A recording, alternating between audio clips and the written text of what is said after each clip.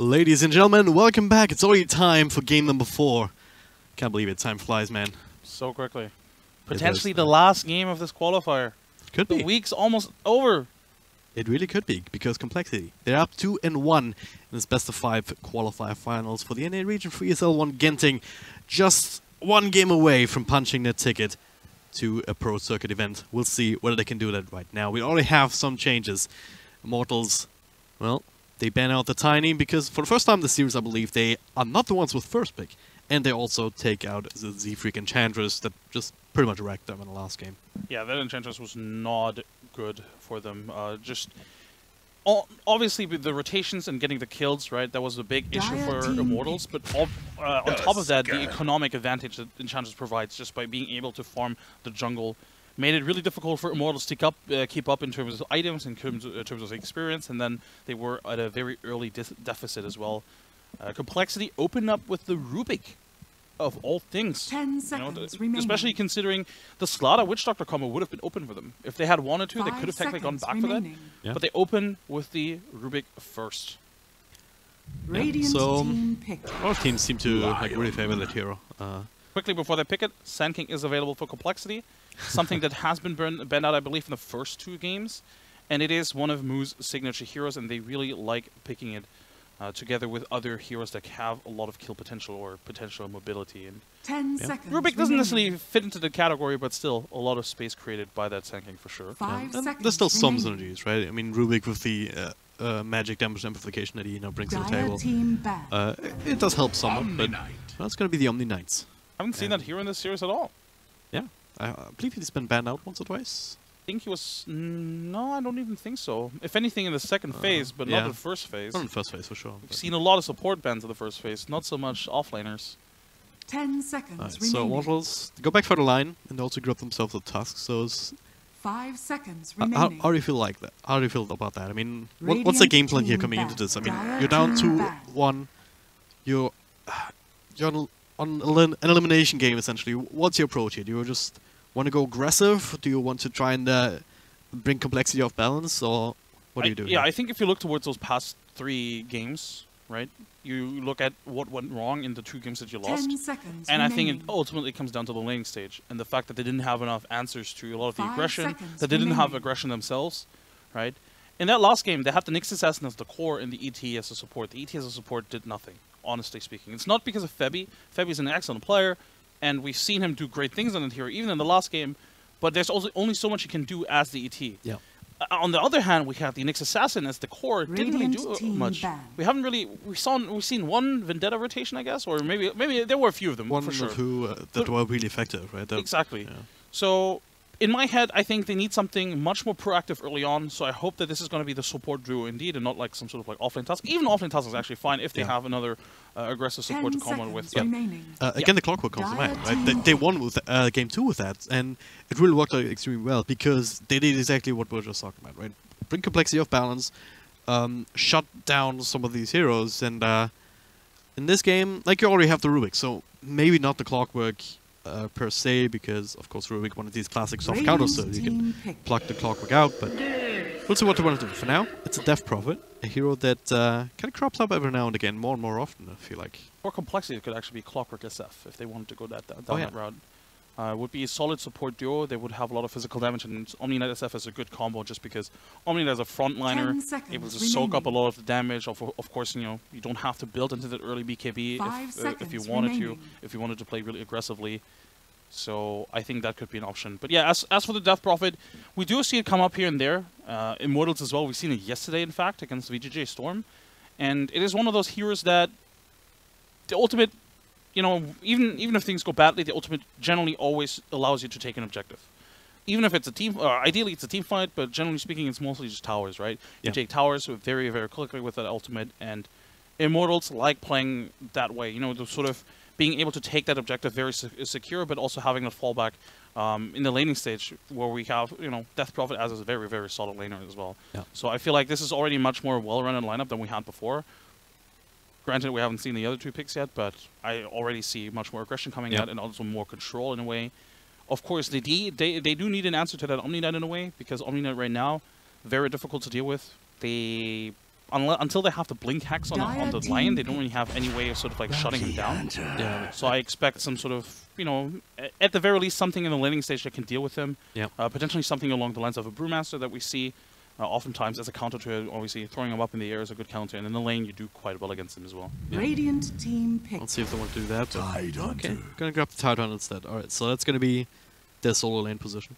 Yeah, sort of fills that same role though, right? We have somebody that does really well in the lane generally, and also a very utility-based hero. What I don't like from Immortals is that they are very ultimate dependent. Yeah. 10 seconds That said, though, remaining. because of their big ultimates, they're able to secure objectives as well. Right now, 5 Complexity seconds doesn't really want to remaining. fight into the Ravage. Yeah. There's no way, no good way of fighting into the Ravage. But at the same time, Complexity with the Bounty Hunter, they can get a lot of vision across the map with the track, with really deep wards.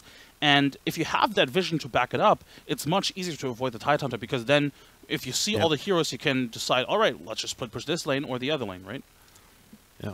So they're definitely gonna have to play this way, right? They have to try and get these pickoffs. So with Bounty Hunter, especially in the field, like it's one of these heroes that wants to set up with a vision, as you said, go in, help burst somebody down. He can't necessarily do that himself, other than against perhaps even the line, right? Maybe you have enough burst damage if he's already low from something else. 10 seconds remaining. But outside of that, you need some sort of follow-up. And for now, the Ursa, pretty good hero to do that with. Remaining. Also really good against the Tidehunter lane, Team actually, ban. because Kraken Shell doesn't really protect you as well against the Ursa because of the fewer swipes continue to stack up. Which makes this a really decent pick in my book. And also against the Death Prophet, right? If you have a bit of protection just from your ultimate, so you can even 10 stand next to the Death seconds Prophet for a remaining. while, even with the Exorcism going. And unless DP at that point already has a 5 Yulz or seconds something, remaining. some sort of defensive item, you might just be able to burst it down, and that's the ideal situation, right? Radiant Death Prophet team pick. pops Exorcism, you go in immediately, burst it down, put it on cooldown, and still have nothing gained from it. This is the way you break this kind of a lineup. So much aggression coming out from Complexity. I remember a couple of years ago, Invictus Gaming ran this very successful 10 lineup seconds that remaining. other teams started copying. Actually, it might have been LGD, I'm not sure right now, but it was like 5 this sort of like seconds face remaining. rush lineup with 3 melee cores, but accelerated by the Bounty Hunter track, allowing them to just run at you. And Ursa and Bounty Hunter, you know, they fit this kind of role, just being very aggressive in your face. Omni Knight enables them as well with the defensive repels Dire and team purifications. And then there's that carry, that's sort of like the fallback potential. I was definitely looking forward to the SF because I do think they need somebody that, you know, makes use of the defensive capabilities that the Omni Knight provides, while still being able to farm very efficiently and also having a lot of physical damage. So in this sense, I really 10 like this lineup from seconds Complexity. remaining. But I do think that Immortals has the potential to potentially just, you know, pick a lineup that 5 sort of, seconds or pick a remaining. hero that provides a lot more control. I say a lot more control, even though they already have 3 heroes that provide a lot of control, right? But I'm looking at heroes that potentially make use of that. Obviously, the Tiny is banned out, but something along those lines, something that has an additional control and also burst damage, and it can also turn into that carry if need be. I think a lot in this game is going to be decided by the laning stage, because if you look at Complexity, you have to Shadow Fiend again. We've seen what they can do, or what they can't do when he's being shut down or slowed down significantly in the laning stage. And Ursa is a very similar hero, except Ursa doesn't even have that easy fallback potential, right? You don't have any good AoE to farm or jungle camps apart from the Earthshock, which, as we all know, is not necessarily made for that. So if Ursa's off to a really bad start, yeah, sure, maybe you can still get that Roshan, but if you have good vision around that and keep checking, you can also account for that. So Immortals, they have an opportunity there to maybe try and prevent this mid-game snowball from even happening in the first place, because if the laning stage is very passive, if Chassis and Limb get to farm up to their heart's content, then they will get to the point where they find 1 or 2 kills with the Bounty Hunter, with the track just buffing up every once net worth even more, with the Omni Knight getting all the levels that he wants, and yeah, basically Complexity, if they get to play their lineup the way they drafted it, Immortals might have a hard time. But now the Chaos Knight from QO picking it up. Yeah, I really like this pick. Yeah. I was looking for this kind of hero, right? I mean, I did mention the Tiny. The CK, in a lot of ways, they're very similar because you do have a lot of very early game potential, both in the lane, but also just transitioning into that mid game, being able to be that sort of mid game aggressor in a lot of ways. And with he also provides push, which I think is very important here, because right now they obviously do have the Death Prophet, but you want a secondary hero to provide physical damage for those tower pushes, and CK with Phantasm Illusions, of course, one of the better heroes here in this lineup. And of course, again, Complexity will very likely look to take the fight to Immortals in this mid game. And having somebody like the CK that can punish these kind of aggressions, because he has a lot of control early on with the Reality Rift, and of course high amounts of physical burst damage, I think this is a really good pick from Immortals. And I really like this lineup much more so than I did the previous ones. And I think this is a much more balanced game. But like you said, if this, if Complexity just gets going, if they just get the momentum going, if they just start to snowball, it's going to be very difficult for the Dire to come back into this, especially because of the CK. As much as I like the CK pick, he has very real weaknesses. Yeah. If he falls behind, it's going to be very difficult for him to keep up with the farm of the Ursa and the SF, especially given the track gold. It's very similar to the Ursa and the SF in that regard, right? Because especially the Ursa, because he also doesn't have that natural farming utility. Unless you want to use a Phantom just to try and help you slowly whittle away ancient stacks or something like that. But normally what you want to farm is heroes, right? And to do that you need the levels at the very least and like 1 or 2 items. But yeah, Complexity, I mean, they have the advantage of being up 2-1, so even if they lose this one, they still have another shot. Whereas Immortals, they have a lot of pressure riding on them right now. Yeah, this time around, Complexity, by the way, not looking for that early smoke, trying to scout out, the lanes, making sure they get the favorable lanes. I feel this is going to be very straightforward. They, in most cases, always want Chessie down here. It's going to take a lot of damage here. Chessie already with the Fury swipes. He shouldn't die here, making it up to the high ground. Also pretty damn fast on his feet. 310 movement speed. Yeah. Then again, there's 328 on the Ursa, but it's just not easy to catch up, and MP is going to get away here. But like you said, taking a lot of damage early on, and might have to send out an early salve. Usually, And look at this, Kyle. Look at where he's at. I mean, they can't even send out the early salve. They see him up here just slowing down, just trying to drag back the creep wave a little bit, so then their own creep wave hits the tower, then it pushes into Moo to get that extra experience. But him being in this... Truce? What? Because the pause came at a very inopportune moment, he's asking for a truce, because... he found himself in a, as he describes it, a sticky situation. Yeah. Well, he does have Invis. I'm not sure if they even have detection from him. Dubu doesn't have it. So he should be fine.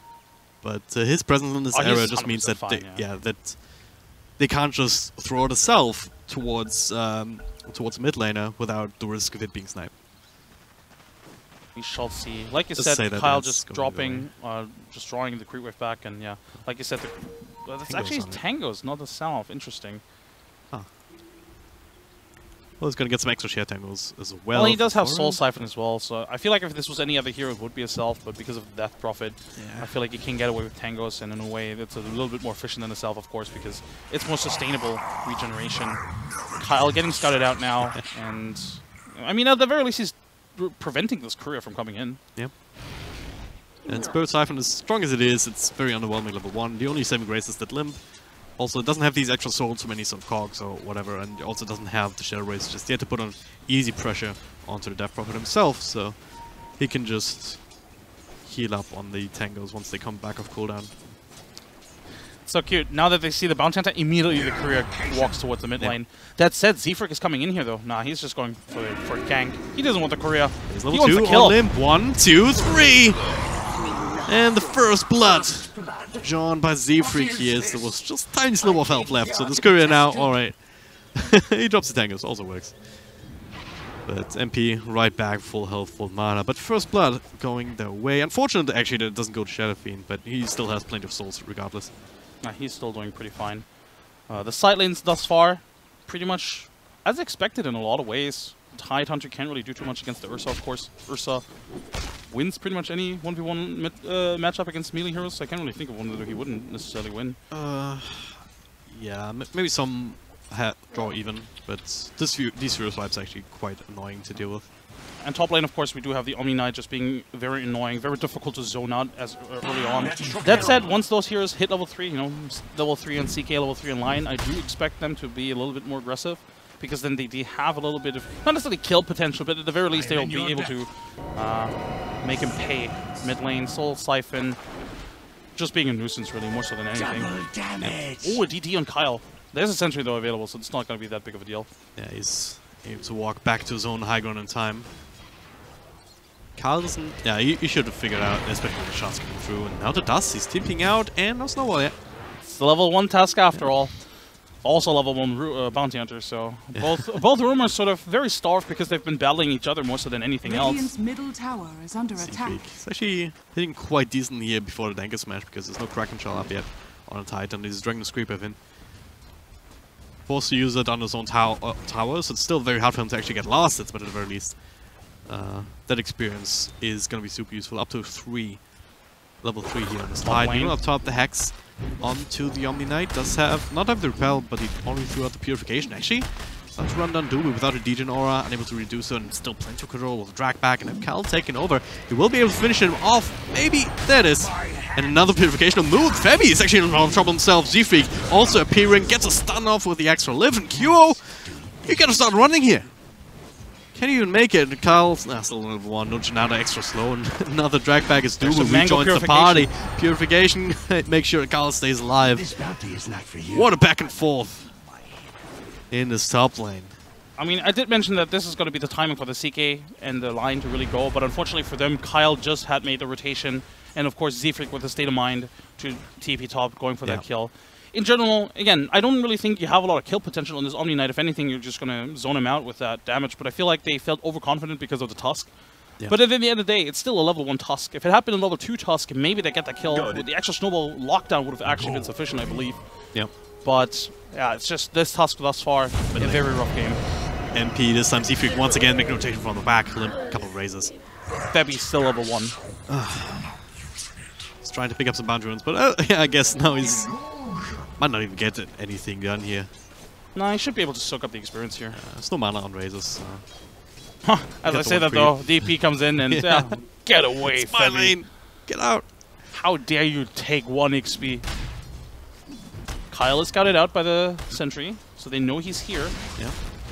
Coming in, with double stun. Z-Freak taking over though. Lift onto the Lion.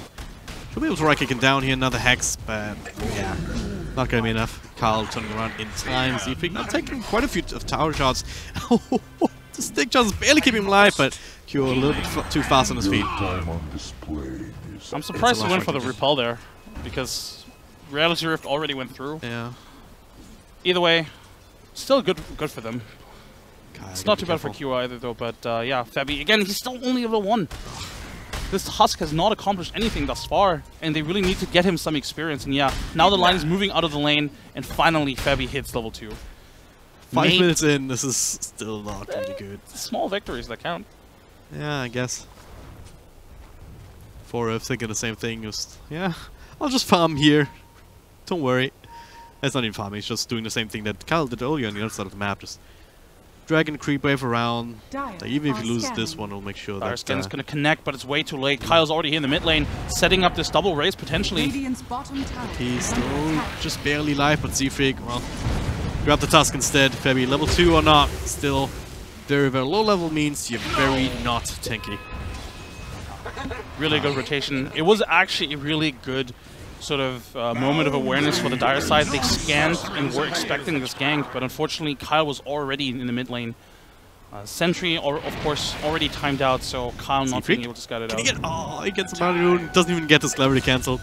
Meanwhile, bottom lane. Solo kill for Jesse. Yeah. Didn't even need to use the ultimate. Face boost, through punch up and nerf shock. It's a lot of slow, 45%. I really like this draft and the way these lanes ended up shaping up for complexity, because you have these 2 solo lanes, and that means that both supports are free to do whatever they want, and it really had a lot of impact on mid as well as top. Especially since Immortals have been unable to punish this, right? They haven't really been able to apply pressure onto those solo lanes, and the rotations, it seems like they're always one step behind. Maybe they can get this kill though. It's being shotted in this though, with there's the dust coming through as Kyle comes out of the snowball. He still ends up falling. 1-1 trade so far, Limp out of raises, but has a few coming back now. Z-Freak also threatening, making sure that 4th and MP cannot continue this This is the rotation from a 4F Tidehunter who's not even level 6 yet. Yeah. If he has a Ravage there available, well, actually, no, the Death Prophet doesn't even have a whole ultimate either as well, so not a lot of kill potential here, and this is just effectively 2 lanes lost by a large margin. And the top lane, yeah, they technically won it because the Seek is obviously free farming, but it's not like they've been really shutting down this Omni Knight either. Look at him, he's just farming this pole, this stack, or this pole rather. Level 5 now after that. He's exactly where one wants to be. Soldering already with should probably finish up the 1 before going for the phase boots. Not flying out just yet. He has the Iron Badge in his inventory. On the courier rather.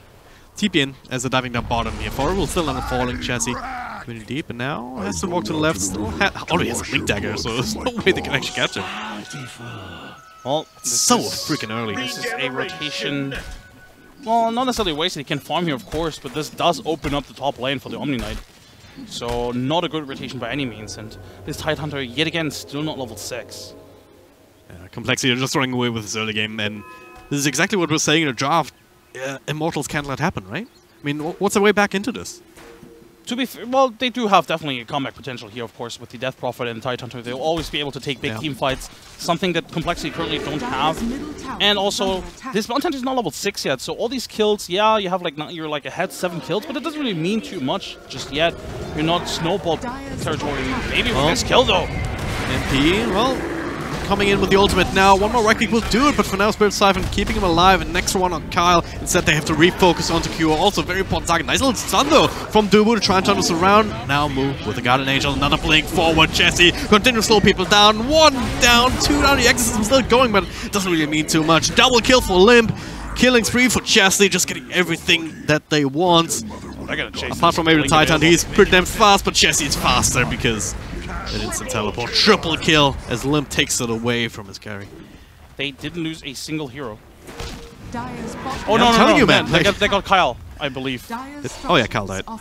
But coL always dies. Pretty much like the last game, it doesn't matter at all that coL dies here. Yeah.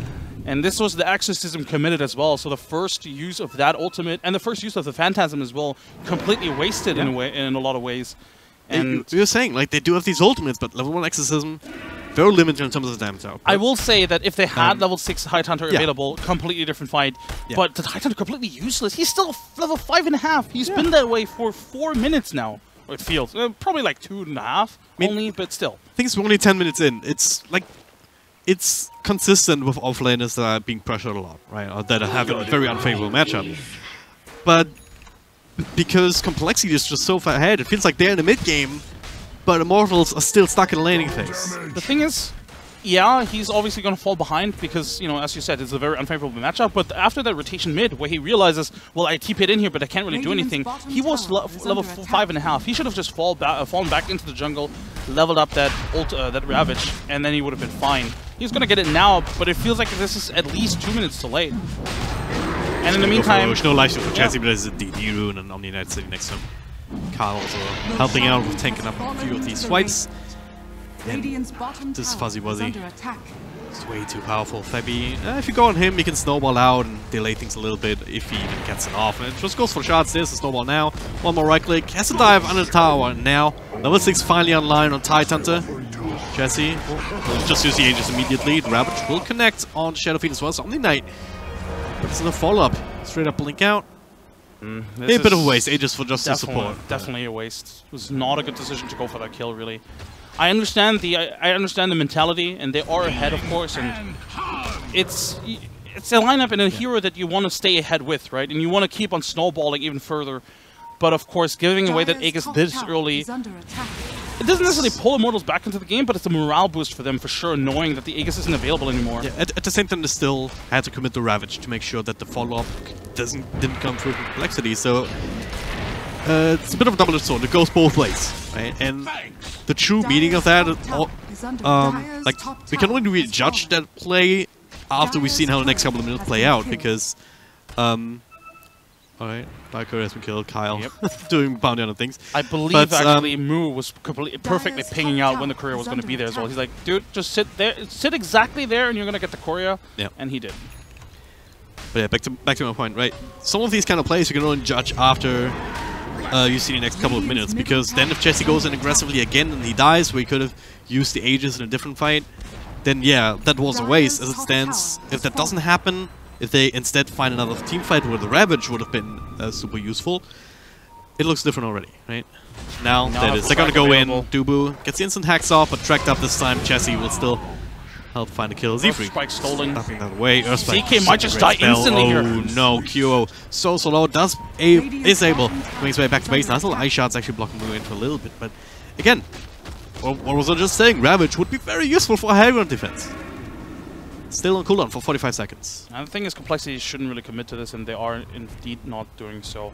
Yeah, they are ahead, but taking towers with SF Ursa this early on is not effective. Free damage is free damage. Yeah, free damage for sure. It's free damage, but you know, it's good that they also rotate back, and they definitely need at least another item or two on both heroes really to just do this kind of stuff. Oh yeah.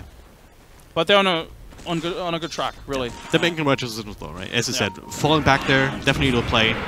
Overcommitting is the way that you throw games like this, and it's got to take it one step at a time. Realize by the way, more farm than the Death Prophet. Oh yeah, that's pretty usual, isn't it? Almost. Zifrik gets the carry, right? This is absolutely. Is that how it works? Yeah, pretty much. This Death Prophet has fallen behind by so much.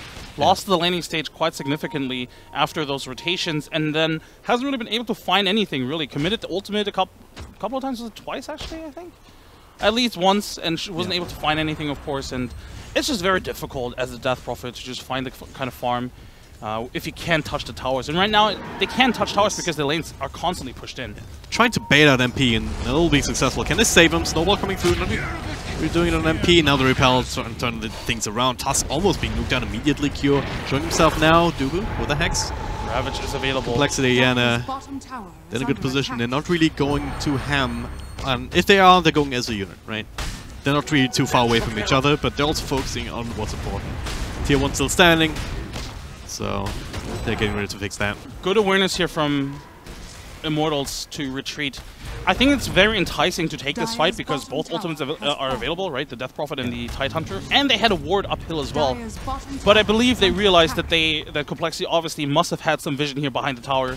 And indeed they did, so that would have been a very unfavorable fight to take, and I applaud that decision. It's not easy to make this kind of decision when you're behind like this, because it's very tempting to think, we have to take a fight like this right now. Like, our ultimates are available, we're not going to peek any further right now, so let's take it, but I believe they have to take a fight high ground. I don't think they can just fight here outside the base. It seems like they're a little bit unsure, because they're all sitting behind this Death Prophet. Right now they're still just trying to bait her out like before. I mean, we had QO just sitting in the sides, even down there, ready to maybe try and come in, but Complexity, they're not biting. Their game sense is too strong right now, and of course it sounds maybe a little bit stupid, but at this stage they do have to rely on Complexity to make mistakes. Yeah. Right? We've seen Chessie overextend for a kill. Yeah, they did commit Ravage for that, but next time maybe they don't have to commit Ravage for that, right? If everybody's there, they're maybe able to punish these kind of aggression moves, and that's why I do like this approach, staying a little bit passive and staying behind the Death Prophet, but knowing, alright, now is the time to just split the map again and just swarm,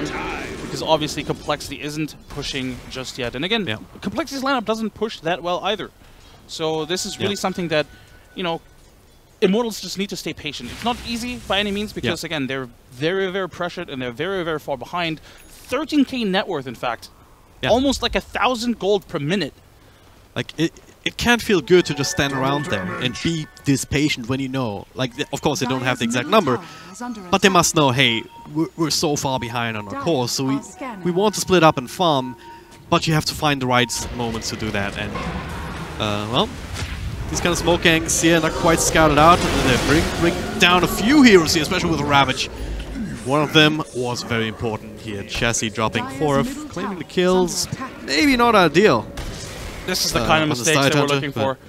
I gotta say, I was gonna make a point about how smart Complexity were being, because Kyle was scouting out the backlines, and Zifrik was positioning himself in a way where he was gonna dispel the smoke before they actually saw him. Look at him, he has a BKB. He wants to fight this 1 raise, 2 raise. Everybody raise with a couple of right clicks, pops with BKB now. It's fighting up against Fabi, the Snowball. To the creep wave, I believe, But Limp, ideally he wants bigger and better targets. But at the very least, they do get that track kill, and they do still save their tower. Yeah, but again, they committed BKB for this. Yeah. This is as good as it's going to get for Immortals. Pretty much. But yeah, that previous engagement, Chessie just shouldn't have jumped in there. Z-Freak dying there is the best trade they could have gotten, really, because they knew the smoke was coming. Yeah. And just giving up that Z-Freak support is totally fine in that scenario. Z-Freak is carry. We established this earlier. Come on, man. Fair point. But yeah, he's definitely playing very far ahead as if he actually was. He almost has 4 staff. He has a casual Voidstone, actually. It's interesting. Going towards a Yules later? I mean, also the Windlay, so... He had a couple of different items queued up in between. He even wanted to blink at first at some point, but, you know, might even... I don't know what he's going for. Probably a Yules at some point, yeah, like Speaking of Yules, MP. That's such an important core item here, especially in this game, because it does give you the defensive utility against Ursa, blinking in on you with the overpower. So, you can still play around that, right? You can still probably wait it out with how strong he is and with the enrage and everything, but it just makes it so much easier for DP to survive these fights with Exorcism, and that's, at this point, that's the main source of damage even. Cure, sure it can do something, but it's not quite there. It really relies on these surviving and even getting the extra ones. You can see the effects, by the way, of the BKB being used. Complexity is not really ready to take any fights right now, because...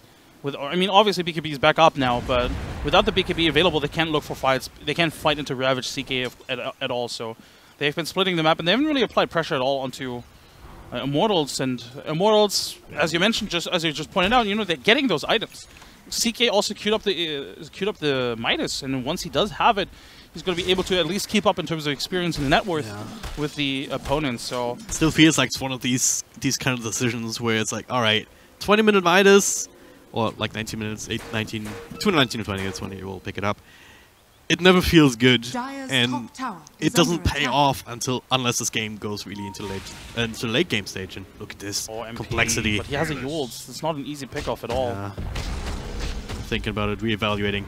Also because they don't quite have the vision up high ground. We'll actually see him there. Complexity are... It sounds silly to say, but Complexity are currently in a position where they're just not sure how to approach this game. Immortals are doing a really good job at spreading the map, but not in a way where they're caught out by, you know, one by one. If anything, they're always making sure that the supports are close by. Tidetender was sitting right next to the CK while he was farming, realizing that right now, all that matters is that CK and Death Prophet get farmed. Everybody else just has to get experience, if anything, and all they really need to provide is their abilities. Tidehunter, ideally, of course, he gets items, but right now they need to make sure that the CK and the Death Prophet farm up. And we do have that Midas now, and I wouldn't count on Immortals at all. Really, they're not in a bad position, all things considered, giving this lineup and also giving the aggression early on from Complexity. Complexity, if anything, they've taken the pace out of the game potentially way too quickly, and giving a lot of space right now to Immortals. Immortals, yeah, maybe they're in a better position than Complexity maybe should have allowed them to be. They're also getting a bit of a break with Ro2 not immediately respawning. It's a fairly long time on this one. So Immortals are actually feeling confident enough to get outside their base, and this is always a good sign, right? Being able to get outside the base, secure your own jungle. As you say that though, there is vision. Complexity now sees MP walking up, they see this camp being farmed by someone. And I see the shots on the other side, and they smoked up themselves. They want to punish this, and they will be able to. MP has no support up here. You'll step up to the latest a little bit. But look at Lim's positioning here. He sees Fabi intercept that while the rest of his team finishes the kill. 2 track kills. And at least the one. Not sure if they actually got it off. I think it was just the one track kill, actually. But yeah, I just made a point about how Immortals had done a really good job at sort of protecting the cores while farming. Yeah. But then MP is there pretty much by himself. Yeah, this one lapse of judgment, just spreading out. Just I don't know what they were thinking actually. Whether Complexity was on the other side of the map farming dead jungle.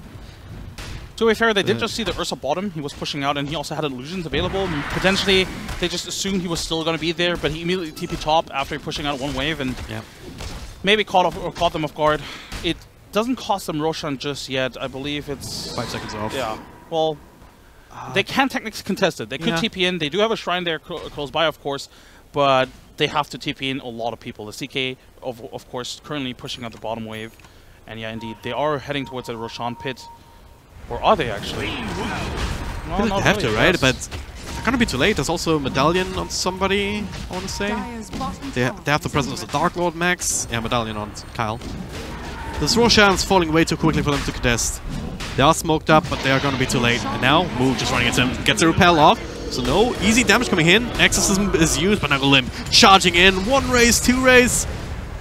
Couple more, and they cannot deal with this big hold. BK beat up. Hero MP already fallen. The Hex up on the Ursa, but they're all protected by Guardian Angel anyway. Febby next one to fall. 3 heroes down. Make it a 4th one. Make it a 5th one. 4th. It is not fast enough to walk out this one either. GG is called, and this is all over. Just like that, 22 minutes. Complete outclass in this game. Game 4. Complexity. They punched their ticket all the way to Genting.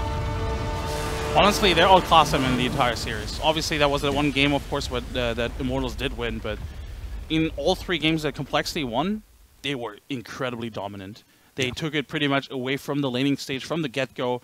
Didn't really give Immortals a lot of breathing room at all, especially in this game. Putting the aggression early on, we did, or rather, I did criticize them, you know, for that maybe like minute, or rather like 3 to 4 minutes where they didn't really do anything, just sitting back. But of course, with the lead that they did have, it didn't really matter too much. And of course, also Immortals with that lapse of judgment. But what an incredible performance from Complexity, absolutely. Really. Right. They absolutely destroyed Immortals here in this finals, and it kind of... I guess, again, you know, people did expect Complexity to be the favorites going into this because, of course, Complexity does have the better track record at the moment. Oh, yeah. They've proven themselves on LAN time and time again at multiple events now, and they are invited to the major, to the PGL major. Yep. They're going to get to ESL One Genting as the NA representative from this qualifier, yep. and in a very dominating fashion. Absolutely. Like, it's even super hard to just name an MVP. Like,